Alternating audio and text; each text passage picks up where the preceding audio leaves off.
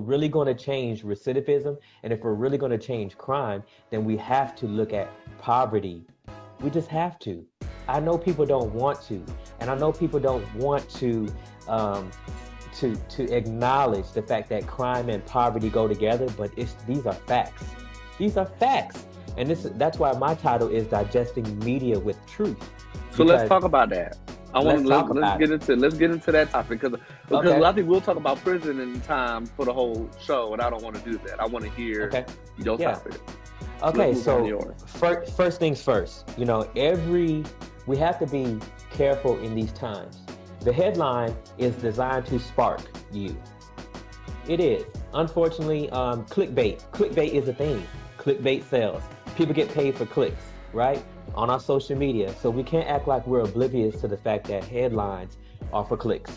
They are.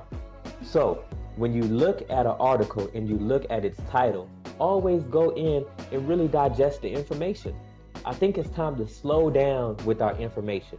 Slow down long enough, you know, to actually digest what is this article really saying, and look for more of the story, like the Kenosha, Wisconsin. So Jacob Blake shot 7 times in the back. It could have been handled differently. Before we even get the chance to, you know, make any decision about that story, here comes Kyle Rittenhouse, a 17-year-old who traveled, you know, from a nearby state, you know, and it's illegal for him 16 miles to be exact. Okay, illegal for him to have this AR-15 at 17, you know. But here come, and y'all know I'm politically agnostic. If you didn't, so I'm just gonna speak freely. Now, the Republican conservatives, self-titled Republican conservatives, like Ann Coulter, says she wants this young man to be her president.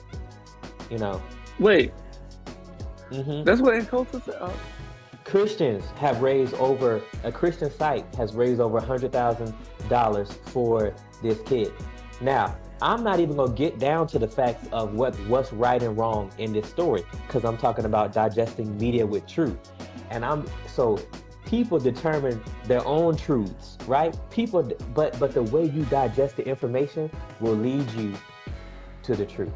This is what I believe. And so when I look at this story, it's kind of like when a black person is killed by the police, what's the first thing that happens, Andre? George Floyd, what's the first thing that happens? Lord Jesus. I don't even want to, Lord Jesus. It is such a sensitive topic. I'm just like, okay. So the first thing that happens is that they bring up the fact that this person had a criminal record. Yeah. Now tie that back into let's go all the way back to the Joe Biden Senate floor speech. We don't care about these people. We don't care if society didn't give them a chance.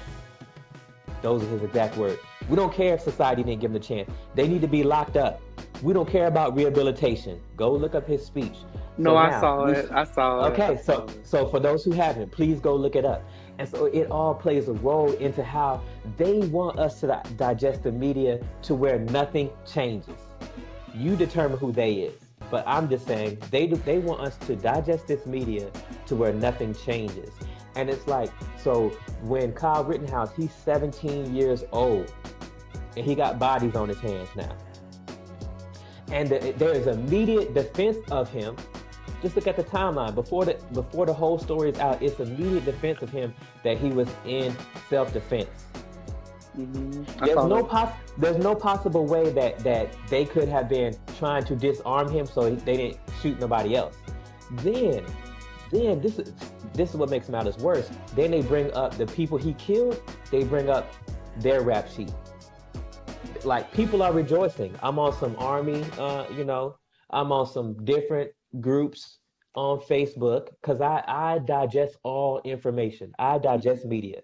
You know I do, Andre, right? Like, I'm going to listen to the conservatives. I'm going to listen to the conservatives who've been calling for civil war and a race war for a long time. People like Ben Shapiro. I told you, I said I put episode X because I was going so what's up, Rico?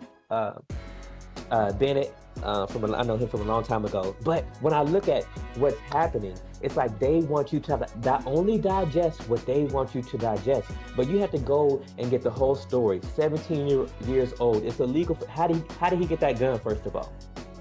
Why was he there? So he was going there to protect property. Now, look, which brings us to another thought process, right? So when we look at police, are police there to protect and serve the public? Or are they there to protect and serve property? It could depend on where it's at and what's going on. But we've seen multiple times where in our history, that's why we got to digest media with truth. And we most often have to look at our past to see where we are now. Tulsa, Oklahoma, riots. You know what I'm saying? Philadelphia, the burning of black neighborhoods.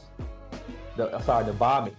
The Tulsa, Oklahoma riots was the burning, where they killed hundreds of black people in this country who were successful, who were on their way up. So now when we're protesting, in the midst of it, it's called a protest.